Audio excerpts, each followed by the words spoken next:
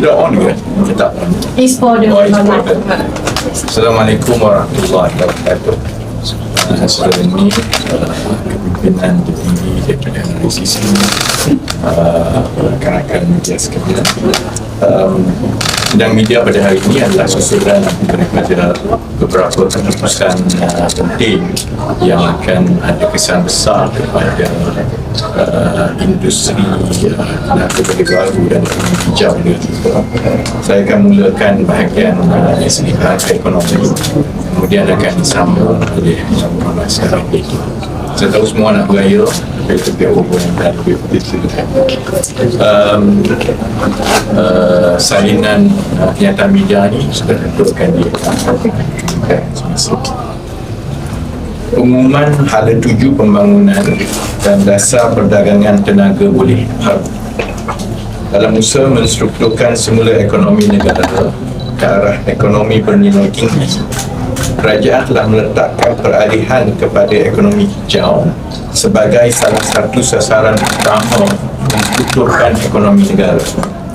Peralihan ini akan mewujudkan peluang-peluang pekerjaan bergaji tinggi dan merancangkan penyertaan pelaburan dalam dan luar negara di samping menjamin kelangsungan tenaga negara di masa hadapan.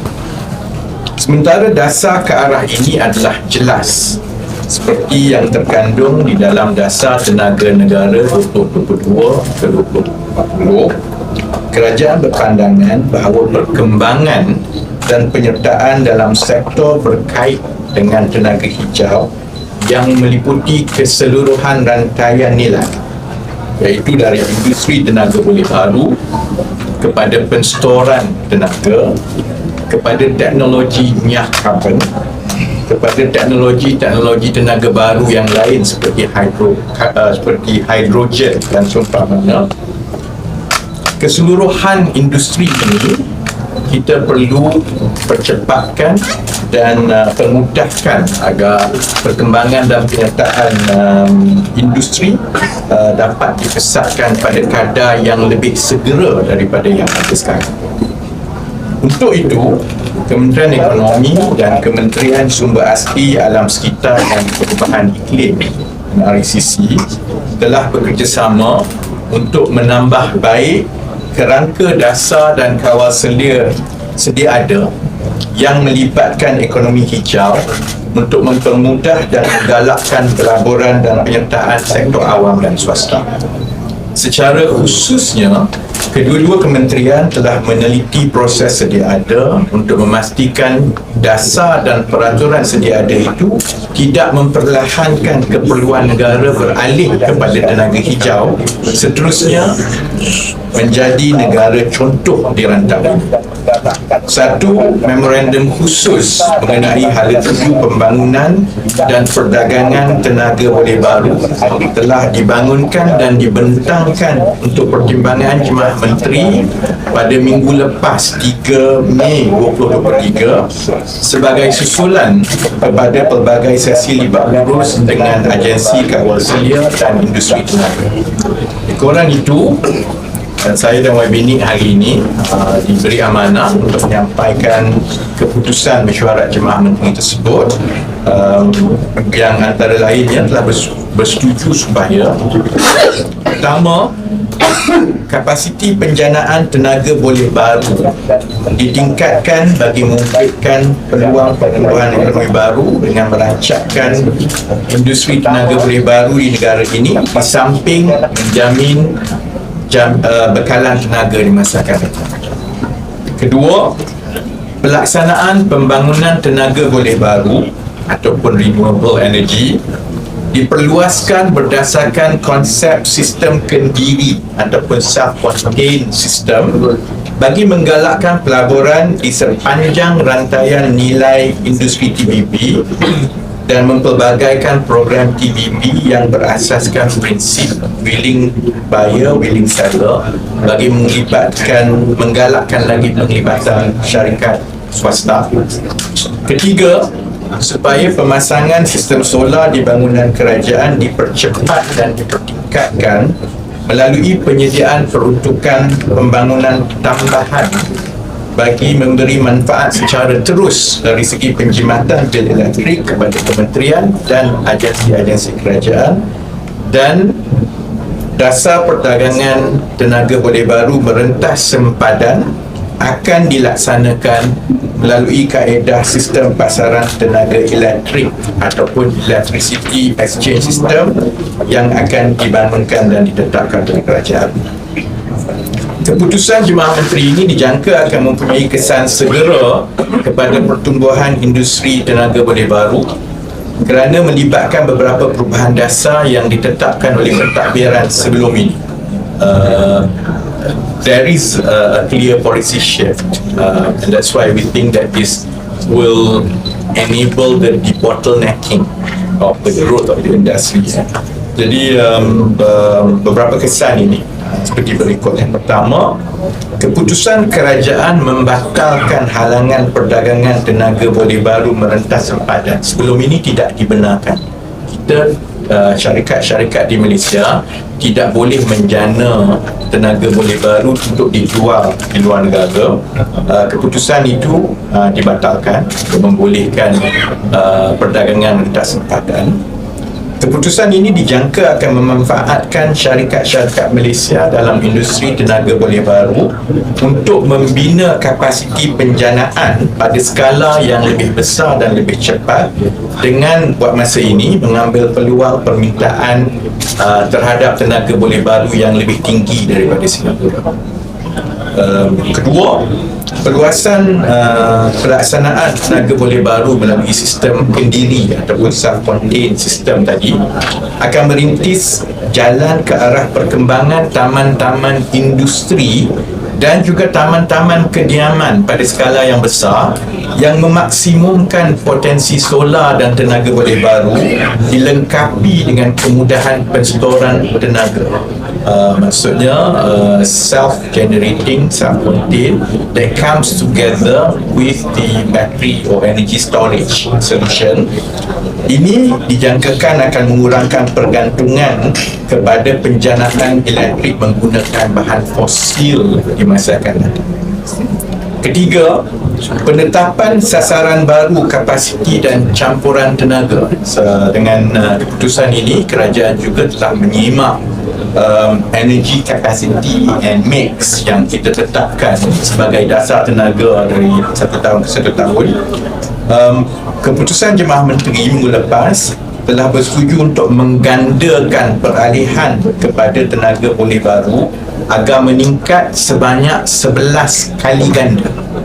11 kali ganda dari tahun 2023 sekarang untuk kita capai sasaran dalam 2050. Itu sudah tentu dijangka akan meredakan kos elektrik rakyat dalam tempoh jangka masa panjang apabila penjanaan tenaga elektrik beralih kepada tenaga boleh baru yang tidak menggunakan bahan biasa seperti stok. Yang di peringkat kerajaan juga, ia juga sebahagian daripada reform yang kita perlu lakukan untuk kita mengurangkan beban dan tekanan subsidi tenaga di pihak kerajaan untuk tempoh masa akan datang, kerana arang batu, gas, bahan asas tenaga yang ada sekarang ini bila harga dia pun naik, dia akan ditanggung oleh kerajaan dalam bentuk subsidi. So it's a long-term plan to loosen the dependency on electricity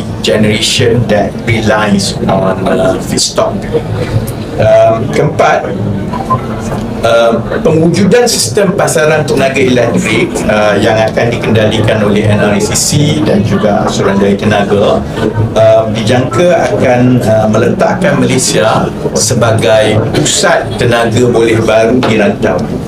It's part and parcel of our ambitious plan to lead the way and position Malaysia as the clean and green energy hub in this region, kerana kita ada potensi yang paling baik bukan saja dari segi kapasiti penjanaan tetapi juga dari segi kedudukan geografi lokasi kita. We are right smack in the middle center of this region, and anything that allows for cross-border energy trade kedudukan Malaysia itu sebenarnya lebih baik daripada negara-negara lain. Dan kelima, sejumlah 50 juta ringgit diperuntukkan segera sekarang untuk memasang infrastruktur solar di bumbung dan kemudahan bangunan-bangunan kerajaan di seluruh negara dalam tempoh 6 bulan sebelum akhir tahun ini, sementara peruntukan yang lebih besar akan diberikan bagi tujuan ini dalam perbelanjaan pembangunan yang akan datang for future budgets. Selain daripada sasaran mempercepatkan industri tenaga boleh baru, langkah ini juga adalah pelaburan jangka panjang kerajaan untuk mengurangkan bil elektrik yang ditanggung kerajaan di bangunan dan kemudahan milik kerajaan. Sehubungan itu, Kementerian Sumber Asli, Alam Sekitar dan Perubahan Iklim sebagai kementerian yang bertanggungjawab terhadap sektor bekalan elektrik negara akan melaksanakan dasar-dasar ini. So there's a lot of the workings of government is not straightforward to the public's eye. The policy selalunya dibangunkan bersama dengan Kementerian Ekonomi, tetapi kementerian pelaksana yang ada kuasa untuk membangunkan dan mengawal selia melaksanakan ini adalah kementerian di bawah pimpinan yang berhormat ini. Sebab itu lepas ni kita pas kat dia. Dan mekanisme contohnya sebagai kementerian dan agensi yang bertanggungjawab, satu cabaran besar dan juga peluang besar kepada NRECC dan juga Suruhanjaya Tenaga untuk kita melaksanakan mekanisme sistem pasaran tenaga elektrik rentas sempadan. Cross-border electricity exchange system will definitely put our country at the forefront berbanding dengan negara-negara lain, dan itu akan saya serahkan kepada NRECC, kerana itu bukan di bawah bidang kuasa saya lagi lah. Jadi dengan perkembangan ini, kapasiti tenaga boleh baru dalam sistem pembekalan elektrik dijangka akan ditingkatkan kepada kira-kira 70% daripada keseluruhan kapasiti penjanaan elektrik negara menjelang tahun 2020. Sekarang kita dalam 20 kapasiti, itu kapasiti, so kapasiti 25. Jadi kita nak lipat gandakan supaya menjelang 2050 dia naik ke 70%. The previous target was at 40 around 40 lah. Jadi it's almost pushing it up almost close to 100%. Energy mix and energy capacity in 2050 yang akan beralih kepada tenaga boleh baru. And for us to be able to achieve this, cumulatively our energy capacity for RE has to increase cumulatively by about 11 times. Dengan peralihan kepada kira-kira 70% sumbangan tenaga boleh baru dalam penjanaan elektrik negara menjelang 2050, selain daripada mewujudkan peluang ekonomi baru kepada negara, kita juga yakin ini akan membantu menarik syarikat-syarikat multinasional, khususnya syarikat-syarikat RE100, iaitu syarikat yang khusus ada tuntutan untuk mereka menggunakan tenaga boleh baru dalam operasi mereka. Kebanyakan syarikat besar dunia mempunyai keperluan mematuhi RE100 ini, dan ini akan meningkatkan lagi kedudukan Malaysia untuk menarik pelabur yang besar. Peningkatan kapasiti TBP ini juga akan membolehkan lebihan kapasiti yang dijana didagangkan merentas sempadan dengan negara jiran di rantau ini. Buat masa sekarang sudah tentu banyak permintaan itu daripada Singapura, tetapi kerajaan juga berpandangan jauh bahawa satu masa nanti keseluruhan sistem bekalan dan penjenaan elektrik di rantau ini akan bersambung. Jadi maksudnya dia bukan lagi seperti keadaan sekarang, dia akan melibatkan ekspor dan import tenaga yang melibatkan negara-negara di rantau ini. Sebab itu kita buat keputusan lebih cepat berbanding dengan negara-negara lain untuk melaksanakan mekanisme perdagangan tenaga boleh baru lintas sempadan. Kuncuran peningkatan kapasiti yang ditetapkan ini adalah selaras hasil tinjauan laporan Malaysia Energy Transition Outlook mengenai kuncuran laluan sistem tenaga rendah karbon. Ini masalah bila English punya tu dia translate dari Malay ni. So basically we are referring to the low carbon pathway. The economy has a low carbon pathway, and the transition to renewable energy is part and parcel of that pathway. Akhir sekali, pelaburan yang diperlukan untuk meningkatkan kapasiti tenaga boleh baru ini dianggarkan akan berjumlah sebanyak 637 bilion sehingga tahun 2050. That is how much this shift will involve investments, and obviously investments, this much of investments, 637 billion, will have its spillover effect to the economy. Dan pelaburan-pelaburan ini akan merangkumi pelaburan dalam sumber penjanaan tenaga boleh baru sendiri, termasuk juga ini lebih relevan terutamanya kepada NRCC, kepada DMP, kepada ST dan juga industri pembekalan elektrik kita, keperluan segera untuk mengukuhkan infrastruktur grid termasuk sambung tara, kerana kita perlukan sambung tara untuk membolehkan perdagangan lintas sempadan yang berlaku. Juga integrasi sistem penstoran tenaga. We want to expedite the capacity for energy storage, battery storage, dan juga kos operasi sistem rangkaian grid. Jadi akhir sekali, ada 2 kali akhir sekali, Kementerian Ekonomi dan NRCC akan terus mengumumkan pelbagai insentif dan inisiatif ke arah mempercepatkan pelaksanaan sasaran peralihan kepada ekonomi hijau ini dari semasa ke semasa, termasuklah usaha-usaha untuk meningkatkan pemasangan kemudahan solar di rumah-rumah kediaman untuk mengurangkan bebanan bil elektrik rakyat bagi jangka masa yang akan datang. So we will continuously announce initiative and incentive. Parts of it will be announced by NRCC as we go along. Parts of it is from the perspective of macroeconomic and also fiscal allocation that will be announced by my ministry. But hopefully, with today's announcements, and this has been waited for quite a while by the industry, and this will expedite the growth of renewable energy in this country. Terima kasih. Terima kasih Yang Berhormat Rafizi, Menteri Ekonomi. Di pihak NRCC kita mengalu-alukan pengumuman keputusan kabinet ini, yang mana hasil perbincangan yang melibatkan terutamanya tonggaknya ialah Kementerian Ekonomi dan juga NRCC bersama-sama dengan beberapa kementerian lain, dan ada sesi dan perbincangan sehingga kita berakhir dengan keputusan ataupun pengumuman keputusan kabinet yang dibuat dengan yang telah diumumkan oleh Yang Berhormat Rafizi sebentar tadi.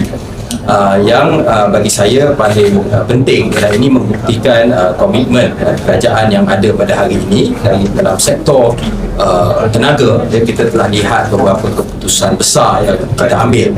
Pertama, misalnya ketika sekitaran ICPT yang sebelum ini, kita telah meningkatkan surcharge untuk sektor bukan domestik bagi pengguna high and medium voltage hampir dengan harga pasaran yang reflektif market. Walaupun itu bukan keputusan yang mudah, tetapi kita percaya itu adalah keputusan yang terbaik kerana kita nak mempertahankan sokongan kita kepada khususnya sektor domestik, terutamanya golongan B40 dan M40. Dan pada masa yang sama, ekoran daripada peningkatan tarif tersebut, maka kita lihat banyak sektor-sektor yang terjejas. Mereka hari ini melaksanakan program-program energy efficiency dan juga tenaga boleh baru, memasang panel solar dan lain-lain lagi bagi membolehkan mereka menjimatkan bil elektrik mereka. Jadi itu bagi saya adalah perkara yang terbaik untuk kita mempercepatkan peralihan tenaga tersebut. Jadi sebagaimana yang disebut, oleh saudara Rafizi sebentar tadi, sebenarnya kalau dulu kita bercakap peralihan tenaga pulih baharu di dalam energy trilemma, dia hanya dapat address soal sustainability, ya. Tetapi hari ini dari segi energy security dan juga access, dia juga mampu memastikan kita dapat memenuhi keperluan-keperluan tersebut kerana harga bahan api fosil yang tinggi. Jadi sebab itu bagi kita peralihan ini sangat penting untuk kita benar-benar mencapai sasaran yang pernah diumumkan sebelum ini untuk Malaysia menjadi net zero terawal menjelang 2050. Jadi nak umum tu mudah, ya, tetapi yang pathway sebagaimana disebut oleh saudara Rafizi itu ialah kita kena merancangkan lagi peralihan tenaga, dan ada beberapa perkara yang kita rasa boleh memainkan peranan penting. Sebelum ini ASEAN ada menyebut tentang ASEAN Power Grid untuk menghubungkan seluruh rantau ini, ya. Jadi kita misalnya hari ini Malaysia dan Singapura sudah pun membeli tenaga hidroelektrik daripada laut, ya, dan bila semua perkara ini, negara-negara ini dihubungkan, dia mampu menjadi penyokong kepada penggunaan tenaga pulih baharu yang lebih besar. Maka sebab itu, ya, kita merasakan keputusan besar untuk kita membenarkan pengeksportan tenaga pulih baharu, ya, dengan syarat-syarat yang tertentu. Ini akan membolehkan kedudukan Malaysia menjadi sebagai satu hub tenaga di rantau ini, dan banyak potensi yang boleh kita gunakan. Sebab itu misalnya rooftop solar adalah antara perkara yang tidak diberi perhatian yang serius, sedangkan di beberapa negara seperti contoh di Australia, di beberapa negeri di sana rooftop solar telah pun mengatasi utility side solar. Jadi banyak potensi, kalau sebab itu kita mulakan dengan bangunan kerajaan, selepas itu masuk kepada taman-taman perumahan, pada kawasan industri dan sebagainya dengan teknologi perstoran tenaga yang ada pada hari ini. Jadi bagi saya ini adalah keputusan yang sangat besar yang akan merancangkan lagi usaha kita untuk mencapai sasaran peralihan tenaga yang kita telah gariskan. Terima kasih. Soalan, kata kita pergi makan. Any question from the media? Anyone? Everyone here? Jadi sebab ada sate kat rumah. Terima kasih. Thank you.